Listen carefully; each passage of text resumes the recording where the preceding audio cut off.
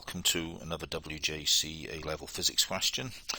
This was question 1 on June 2015 Unit 5 paper on capacitors. Capacitors is now in Unit 4. And first part of the question, we've got capacitor network as seen in the diagram there, and we're asked to calculate the charge stored by each of the capacitors. So let's look at the 4.7 nanofarad capacitor first. To calculate charge, we can simply use the relationship that Q is equal to C times V. So we got 4.7 nanofarads, and the potential difference across that capacitor is 18 volts.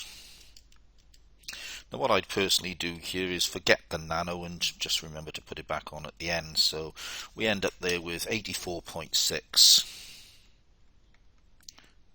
nano coulombs. Remember, the unit for charge is coulombs for both of the 8.2s. We can use the same relationship, but we've got to remember that components in series share the potential difference. So where we've got an 18 volts total supply, each of these 8.2 nanofarad capacitors will get half of that potential difference, so it will be 9 volts for those. So we've got 8.2 times 10 to the minus 9 times 9, which gives us 73.8 nanocoulombs. For part 2 of the question, we've got to calculate the total energy stored by all three capacitors. Well, you could work out the energy stored in each one, but probably the quickest way of doing it is to first of all simplify this circuit down to a single total capacitance. So first of all, what we have is two capacitors in series. With capacitors in series, the total capacitance is found by adding the reciprocals. So if I show this long ways, the capacitance of the series combination is 1 over 8.2. I'll forget the nanos and add them back at the end. Plus 1 over 8.2, which is 2 over 8.2. And if we flip that upside down, we get that the total capacitance for the series bit is 8.2 over 2, or 4.1 nanofarads. Now if we remember with resistors from AS physics, where identical resistors in parallel, you'd simply take the resistance of one and divide by however many there are. Same thing happens here with capacitors in series. So because there's two 8.2 nanofarad capacitors in series, the combined capacitance is 8.2 over 2. Then our total capacitance will just be the 4.7 and that 4.1 that we've just worked out, giving us a total of 8.8 nanofarads. Now to find the energy stored, we've got a choice of basically three equations. We can use half QV, half CV squared, or half Q squared over C. It doesn't really matter which one we use. Well, here we've got the total capacitance and we've got the PD, so it'll be quickest without need of any extra work just to use a half CV squared. So we've got a half times 8.8 times 10 to the minus 9 times 18 squared. That first half looks like an 8, so let's just correct that. Put those into the calculator, and we end up with 1.43 times 10 to the minus 6 joules, or 1.43 microjoules. Okay, second part of the question. The 4.7 nanofarad capacitor was discharged to an unknown resistor, and the following graph obtained. And this is a typical exponential discharge of a capacitor through a resistor graph. We're asked to find the resistance of the resistor. So what I'm going to do here is I'm going to use the relationship Q equals Q naught e to the minus t over RC. Now this is one of the harder equations to rearrange in A-level physics, so let's work through the steps that we could go through to get a value for R. So first thing I would do is divide both sides by Q naught, which leaves me with e to the minus t over RC. Then take natural logs, has to be natural logs of both sides, and we end up with log of Q over Q naught is minus t over RC.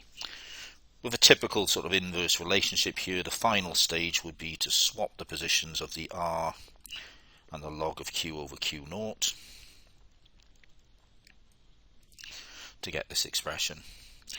We can choose any time we like on the graph, so I'm going to choose the time of 20 and it's milliseconds.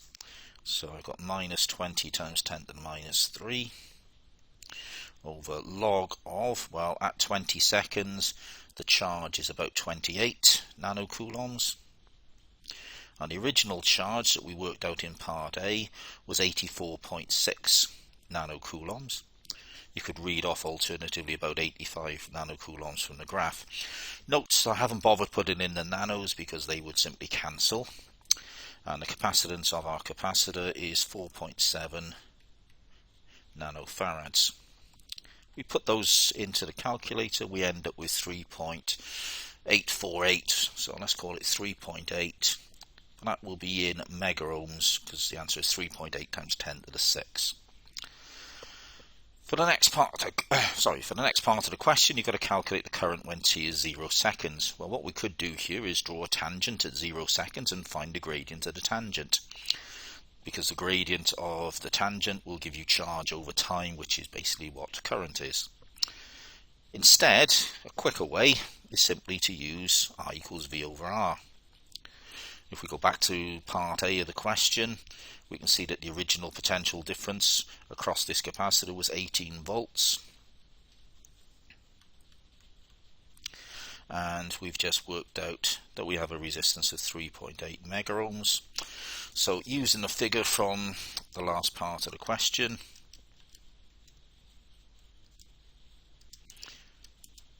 we end up with, hold on, I've typed that in incorrectly, let me try again.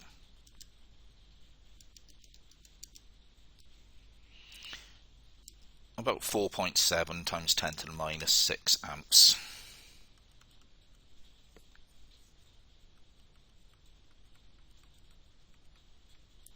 .7 microamps basically.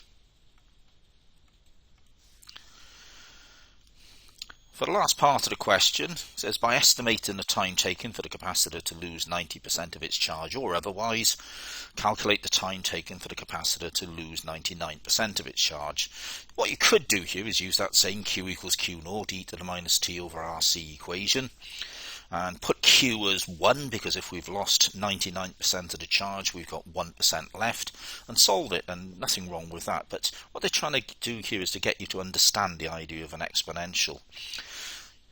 The time that it takes to drop from 100% of the charge down to 10% of the charge is exactly the same as the amount of time it would take to drop from 10% down to 1%. This is very similar to the half-life idea with radioactivity. With radioactivity, the half-life is the time it takes to drop from 100% to 50%, or 50 to 25, and 25 to 12.5, and so on.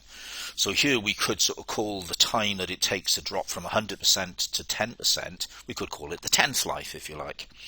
So here, if we look at the graph, to drop from 84.6 or about 85 nanocoulombs down to about 8.5 nanocoulombs would seem here to be just over 40 milliseconds. So let's say 41 maybe. So what we're talking about is that the 10th life here is 41 milliseconds. So to drop from 100 to 10% takes 41 milliseconds. To drop from 10% down to 1% would take another 41 milliseconds. So overall, the total time would be about 82 milliseconds.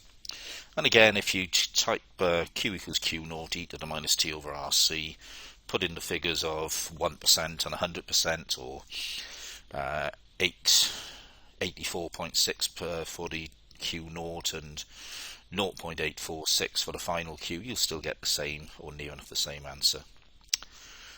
So thank you for listening. Please remember to like and subscribe, and feel free to ask any questions.